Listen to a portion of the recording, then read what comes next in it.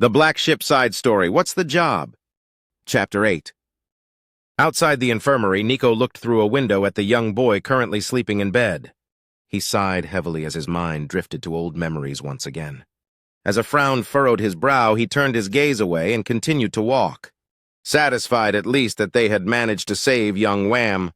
But the thought of him turning into the monster he hated the most still left a bad taste in his mouth. Slowly he made his way toward the brig where the rest of the Staples were staying. As the door opened with a swoosh, Winona, Wirt, and Weskel were all up on their feet and pressing themselves against the translucent barrier to see who had entered. Upon seeing the captain, Winona was the first to speak. "My lord!" "Please, tell me how my Wham is doing. Does my boy live?" "Is Wham alive?" she asked in a submissive, suppliant tone. From the look of her bloodshot eyes, it was obvious she had been crying. Nico's gaze moved from one Staple to the other, but he found it most difficult to continue staring at Winona. With a slow, deliberate nod, he answered, "Yes. Wham is alive. My associate was able to stabilize him and seal his wounds. He is currently sleeping soundly and should make a full recovery." She nearly collapsed with relief as the words met her ears. Fortunately, Wirt was there to catch her. "Thank you, my lord." "Thank you," she mumbled happily, fresh tears springing from her eyes.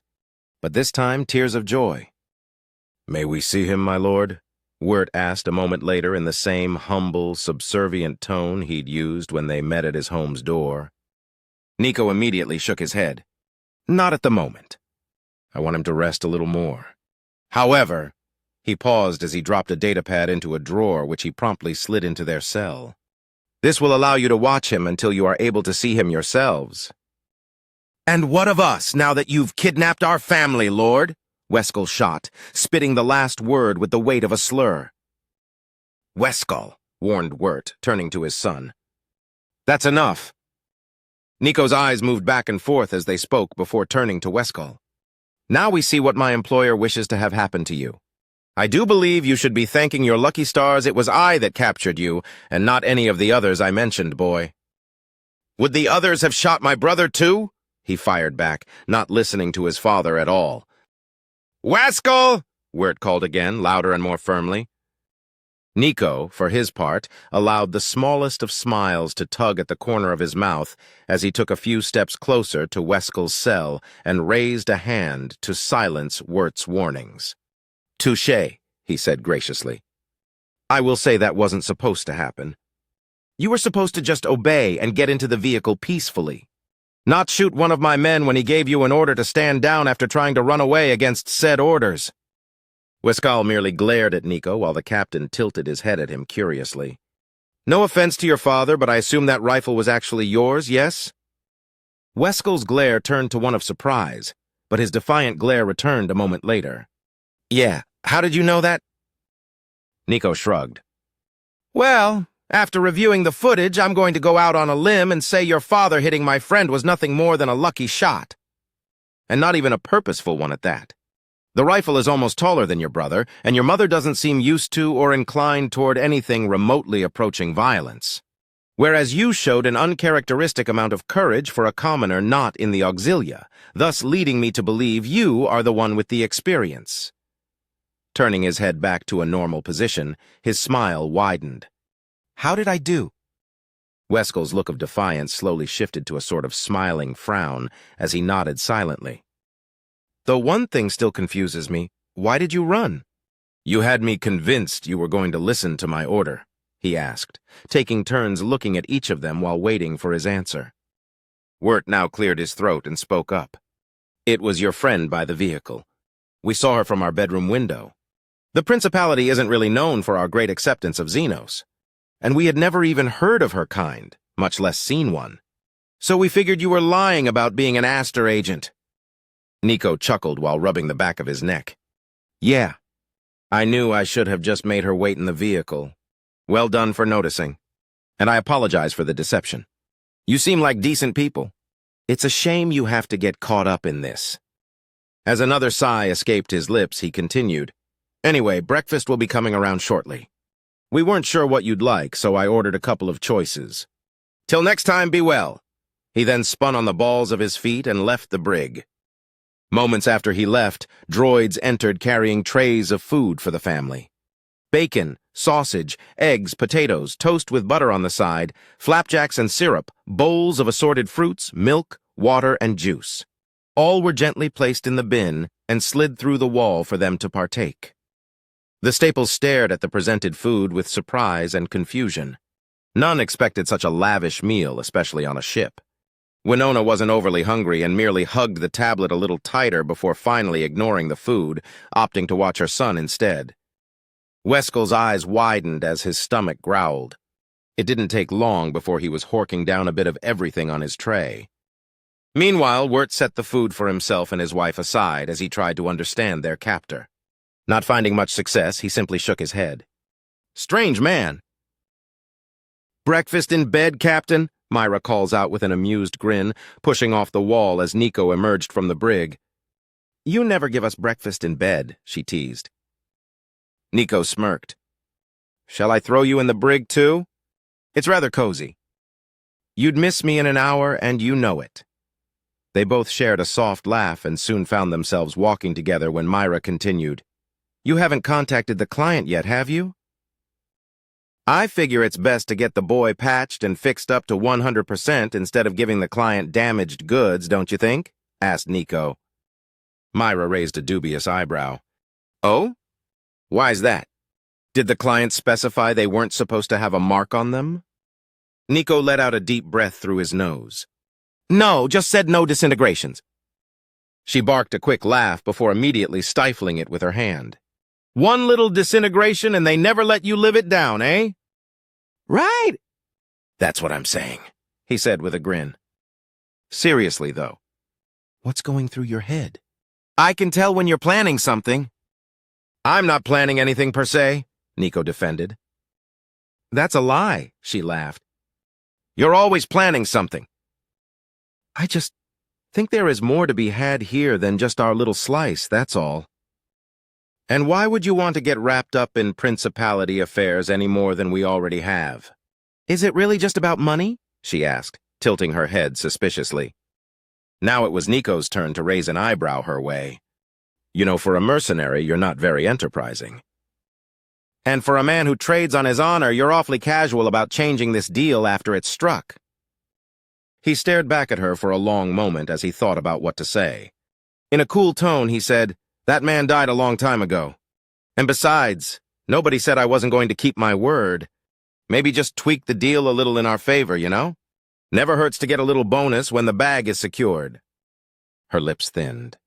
"Altering deals is how you end up with enemies who don't send warning shots," Myra sighed. "Look, I just like knowing what I'm getting into." "You know that," she said, nudging his shoulder. "And right now, it's starting to sound like you want to screw over our long-standing client for a shot at revenge."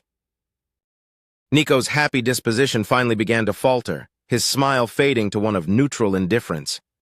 "You're making me regret ever deciding to tell you about that. And besides, you always knew there was a chance of that happening at some point." She chuckled. "I'm not sure you can count that as a well-thought-out decision, Captain. You were rather drunk that particular evening, as I recall, and I have a good memory." He scoffed lightheartedly and couldn't help but smirk. "I definitely learned my lesson. Don't drink and talk with my first officer." Myra stopped. Her expression turned to one of caring concern. "Just remember, you may have lost your blood family here, but you're not alone. Whatever you decide, you still have us." "We're your family now," she said, balling up a fist and gently pushing it into his shoulder. "Don't forget us, Nico." Pulling her fist away, she turned and headed off into another section of the ship, leaving him to watch her as she left. Nico stood there a moment, her words lingering like the aftertaste of strong whiskey. Something he wasn't sure he wanted, but couldn't quite spit out. "Noted, and thanks," he said to himself before heading to his quarters.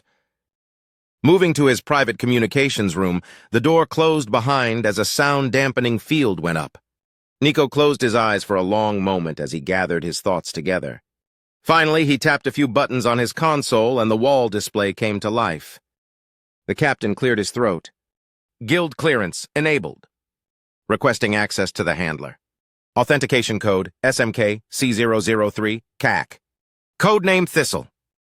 A few seconds ticked by before a voice answered, "Good day, Captain. I was wondering how long it would be till we heard from you again." Nico gave a small but respectful bow. "Greetings." There was a pause before the answer. When it came, the voice could be heard clearing its throat. "That's a little curt for you, is it not? How is the assignment progressing? Is everything going well?" He nodded. "Indeed. It is going well," he started, ignoring the initial question. "I don't suspect it will take too much more time for us to complete it. However, I have been giving some thought to our deal." A hesitation on the other end was followed by an almost worried, "Yes?" "Well, you see, I've been doing a fair amount of digging. Necessities of the job and all that, you understand. I've discovered quite a few fascinating tidbits about what's going on out here, and who exactly is involved with the people you have me capturing." Nico stopped to crack his neck, settling in as he continued his thought. "I think I see an opportunity here where I can be of substantially greater help to you while being able to achieve some rather long-term goals of mine." "Those goals being?" the voice asked curiously. "Revenge," Nico replied succinctly. There was a deep sigh on the other end of the line before the person continued. "I'm inclined to say no and order you to complete your mission as our original terms and conditions with the client dictate. However, I also find myself morbidly curious, and they do tend to like it when we show initiative." "What exactly is it you plan to do?" "Well, the way I see it, you have, I'm assuming, the client's side trying to do nothing but bludgeon the other into submission like a caveman," he said with a chuckle. "Perhaps there is a little more nuance than I am perceiving presently, but that is certainly how things are coming across." "I trust you're not accusing me of this?" asked the voice dangerously. "Good heavens, no," Nico said with a small scoff and a winning smile. "Then cut out that grin and stop trying to con me," the handler demanded. Nico retained his smile. "I'm merely bringing up what you once said to me. Calculations are being thrown off because the current plans in place cannot handle them. By my count, they've had two rather publicized attempts to capture Princess Clara, and both have failed spectacularly. Having been here a while, it seems more obvious why that is." He gave a small flourish of his hand as he leaned back in his chair. "Asset mismanagement? Fortunately, I don't even believe it was the client who was responsible for this. I'm fairly certain the problem lies with some of those beneath them. So my question to you is this. Does the client really want to have such a major asset on hand, letting it gather dust until the perfect moment, only to hand it off to a group of people that, so far, have been shown to be incompetently squandering the resources they have so far received?" A low chuckle that Nico knew full well was anything but humorous came across the screen before the person on the other side answered. "Well, of course, who could object to such reasonable words? However, it has also been my experience that revenge tends to make a person lose all sense of objectivity.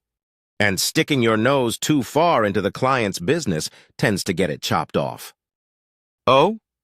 Have I ever let you down?" he asked pointedly. "What happened to the clients who usually value initiative?" Ignoring the questions, the voice continued, now sounding impatient. "You have yet to answer my earlier question. What is it you are proposing to do? Stop wasting my time. Forgive me, but my first thought was making a run on a few old enemies of my family. Weaken them financially, cause some general mischief with promises of information and such. Nothing too terrible or grandiose. Once I'm done, however, how does a coordinated strike on the second princess of the principality sound? Would that balance out the equations?" he finished, crossing his arms across his chest. "And how does making yourself the most unscrupulous individual in the eyes of the princess's forces grant you an audience with her?" the handler asked dubiously. "That's the point of discretion. No noble likes others to know they've been had. I'll be satisfied knowing I've done them harm privately. They'll keep their mouths shut to avoid embarrassment and humiliation. Then I bring in Baron Staples and by extension Princess Clara, using Baron Staples' family as the bait. While I'm handling the transfer, your client sends in their forces to pounce.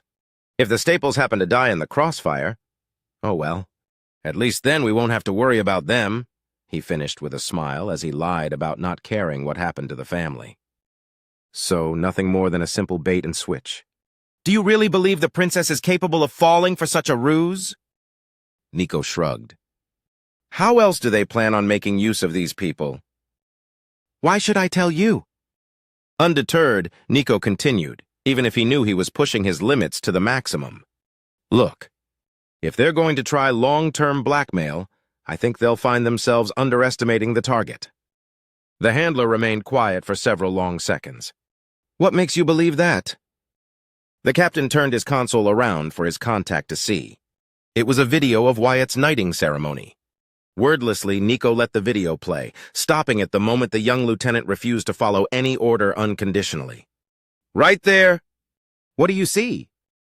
I see an upstart, pretentious boy who doesn't know who his betters are. Truly? Nico asked incredulously. I see a man who won't be taken advantage of. A man not willing to yield his principles or sense of duty for anything or anyone. Quite a rare trait, don't you agree? You sound like you admire him, accused the voice. The captain smiled. I like to think I take pride in learning my target's weaknesses and strengths. Admire? I think understanding is the word you're looking for.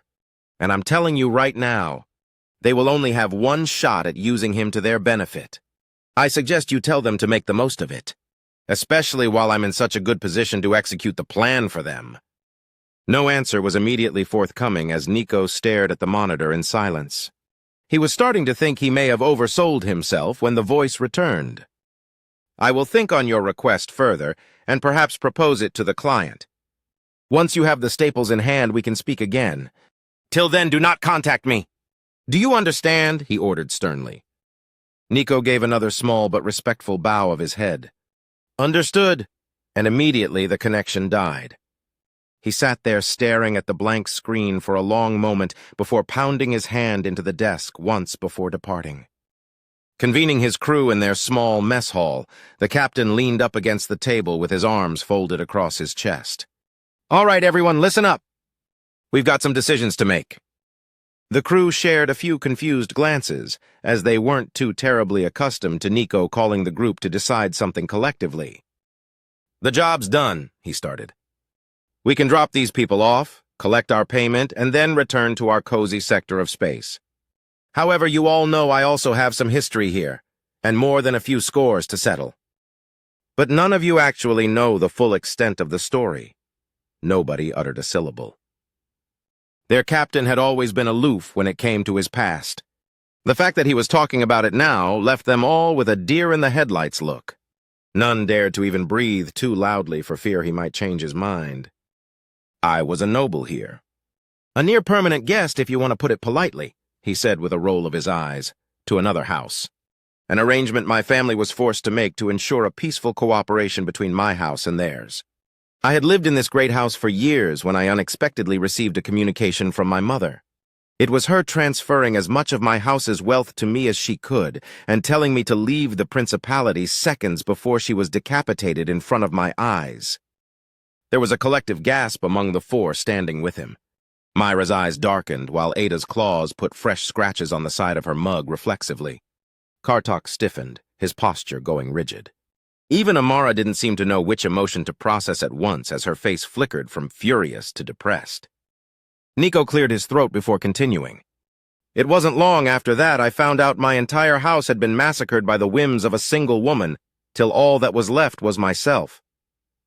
Fortunately for me, the house I was imprisoned with had taken a liking to me over the years. Both not wanting to earn the ire of the assailant as well as taking pity on me, they very quietly smuggled me out of their territory. I met Myra on the way out. She had agreed to pilot me to safety. And the rest you all know. There are a few more details, of course, but I think you get the gist. So now we come to it, Nico continued, pushing off the table as his arms fell to his side. I'd like to take these assets, visit a few old enemies, and give them the same treatment we gave the Tegans on Volantis. With any luck, and considering how simple-minded these nobles seem to be, I think we might just be able to turn over one hell of a profit while doing it. Naturally, there is always a risk that something could go sideways. Since I want to do this for my own personal reasons, I want to make sure I still have your support. Myra pursed her lips from her position resting against the wall as she tried to keep her mind objective. Does the client know about this? Our employer currently thinks we are still working to acquire the assets, Nico admitted freely. I can't keep that up for very long. Maybe another 2 to 3 days before I must report back in. I floated the idea past them, but they refused to make a decision without the assets in hand first. Couldn't this cause problems if they find out we lied to them on the timetable? Kartok followed up. Before Nico could answer, Ada took a long, deep breath through her nose as her mind processed the information. "Stop!" she yelled. The thought of having one's whole family massacred and no answer ever given in response was something that stirred up the deepest embers of hell within her heart. It was a feeling that sat too close to home. And the fact that it happened to her captain, the one who had saved her from her horrible lot in life back on her home planet? Settling her eyes on her captain, her voice rumbled in a dangerous tone Nico himself had rarely heard. "Why are we even talking about this?" "Either way, the client gets what they want. We get what we want. And the principality gets to receive some payback, what Nico wants. Who cares if the client gets a little lie in between? They still get what they want. How is this a bad thing?" The response brought a smile to her captain's face, even if he was surprised by the ferocity of her declaration. Amara, too, stood up a little taller. "I'm with you, Captain." "Let's go cause some mayhem," she finished with a playful bow. Nico turned toward Kartok with a sympathetic grin. "To your question, nothing I shouldn't be able to smooth over. So what say you?" Kartok finally allowed a smile to grace his features as he shrugged. "I've got nothing better to do." "Why not?" he said, hoping to also use the moment to make up for his earlier mistake. "Myra?" he asked after giving a nod. For her part, Myra flashed a playful, albeit small, grin. "I'm always with you, Captain. Just making sure the details get covered." "So, what's the job?" Nico smirked. "All right, here's the plan." Everyone leaned in a little closer.